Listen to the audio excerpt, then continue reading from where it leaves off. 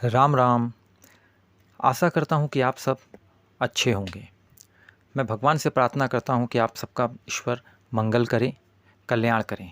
अधिक से अधिक आप भगवान नाम का जप करें, इससे आपका निश्चित ही कल्याण होगा। आज मैं आप सभी को पुरुषोत्तम मास की कथा सुनाने जा रहा हूँ। इसके सुनने से भी आपको पुण्य की प्राप्ति होती है और इसमें जो बताए गए हैं अगर उसे आप करते हो तो निश्चित ही आपके जीवन में खुशहाली आएंगी। पुरुषोत्तम मास की जो महात्मा कथा है उसमें कहा गया है, पुराणों में अधिकतम मास अर्थात मलमास के पुरुषोत्तम मास बनने की बड़ी ही एक रोचक कथा आती है। उस कथा के अनुसार 12 महीनों के अलग अलग स्वामी हैं, पर स्वामी विहीन होने के कारण अधिक मास को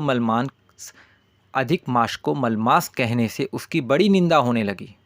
इस बात से दुखी होकर मलमास भगवान श्री हरि विष्णु के पास गए और उनसे अपनी व्यथा कही, अपना दुख बताया उन्हें। तब भगवान श्री हरि विष्णु उन्हें लेके गोलोक पहुँचे। उस वक्त भगवान श्री कृष्ण धरती पर लीला रचा रहे थे। भगवान श्री कृष्ण के पास मलमास जाते हैं श्री हरि के साथ। वहाँ जाकर भगवान श्री कृष्ण को अपनी व्यथा सुनाते हैं। भगवान उनकी व्यथा सुनते हैं और उनको वरदान देते हैं कि तुम चिंता ना करो, अब से मैं तुम्हारा स्वामी हूँ। इससे मेरे सभी दिव्य गुण तुम में समाविष्ट हो जाएंगे। मैं पुरुषोत्तम के नाम से विख्यात हूँ और मैं तुम्हें अपना यही नाम दे रहा हूँ। आज से तुम मलमास के स्थान पर पुरुषोत्तम मास के नाम से जाने जाओगे। शास्त्रों के अनुसार हर तीसरे साल सर्वोत्तम अर्थात पुरुषोत्तम मास की उत्पत्ति होती है। इस मास के समय जप, तप और दान से अनंत पुण्यों की प्राप्ति होती है। अर्थात आप जितने ज़्यादा से ज़्यादा जप, तप और दान करोगे उसके लगभग 100 गुना फल आपको प्राप्त होंगे।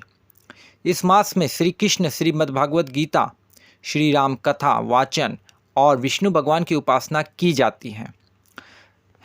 इस माह उपासना करने का अलग ही महत्व होता है।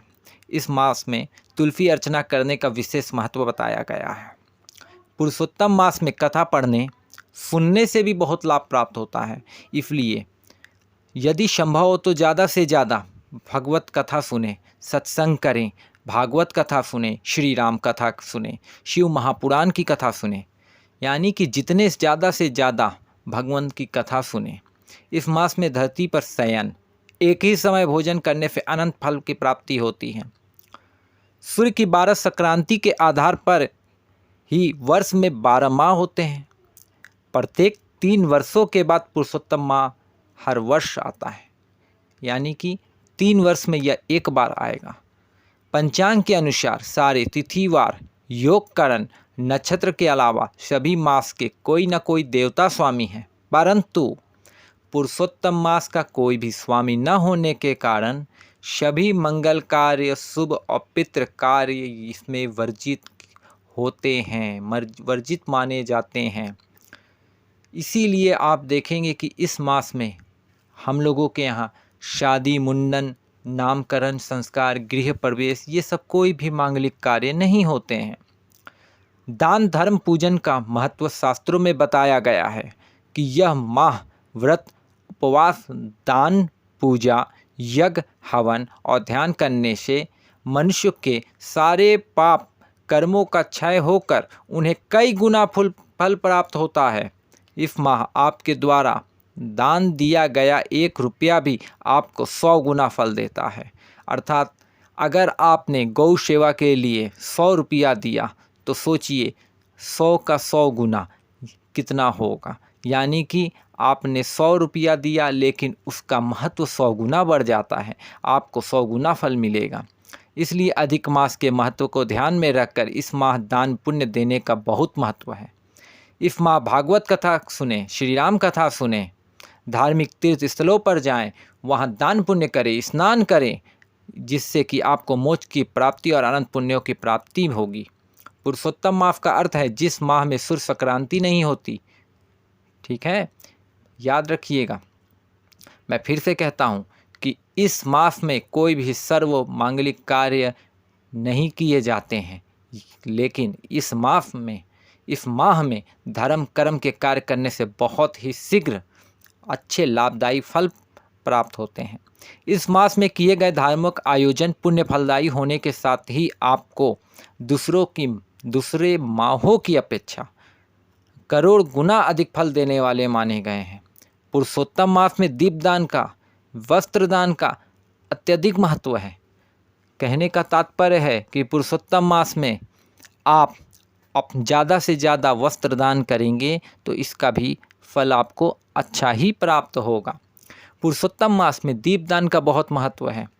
आप संध्या के समय किसी मंदिर में, अगर संभव हो तो किसी मंदिर या नदी किनारे जैसे गंगा मैया, यमुना मैया, अगर ये संभव नहीं तो किसी मंदिर में, अगर ये भी संभव नहीं तो पीपल देवता के नीचे, तुलसी मैया के नीचे, तुलसी के वृक्ष के नीचे, तुलसी के जो पौधे होते हैं उनके नीचे दीपक जलाकर दान करें, रखें। घी का दीपक जलाएं, घी का। अगर वह घी देसी गाय का घी हो तो सर्वोत्तम है, और नहीं तो ऐसे घी की महत्व कम है, लेकिन देसी घी होने से क्या कहना। इस मास में दीपदान करने से धन वैभव में की वृद्धि होती है, इसमें कोई भी शक या संदेह नहीं है। इसलिए इस मास में आप ज़्यादा से ज़्यादा दीपदान करें। मैं फिर कह रहा हूँ, अगर संभव हो तो किसी नदी के किनारे, अगर नदी किनारे संभव ना हो तो वृक्ष के किनारे, वृक्ष किनारे ना संभव हो तो मंदिर में दीपदान अवश्य करें। और वो जो घी की दीपक होगी वो घी होनी चाहिए, वो देसी गाय की घी हो तो सर्वोत्तम है। इस मास में आप ज़्यादा से ज़्यादा ब्राह्मणों को भी दान दें। जो ब्राह्मण देवता को आप पूजते हो, मानते हो, उनको भी दान दो।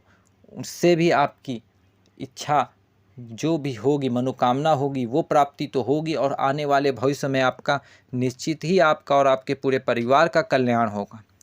आशा करता हूँ कि ये जानकारी आपके लिए लाभदायक होगी। अगर आपको मेरी ये वीडियो अच्छी लगी हो तो प्लीज़ लाइक कीजिएगा और इसे ज़्यादा से ज़्यादा शेयर कीजिएगा, ताकि ज़्यादा से ज़्यादा लोगों को इससे लाभ प्राप्त हो सके। और प्लीज़ सब्सक्राइब मत करना भूलना, क्योंकि इसके बाद भी मैं चेष्टा करूँगा कि ज़्यादा से ज़्यादा अच्छे वीडियो आपके लिए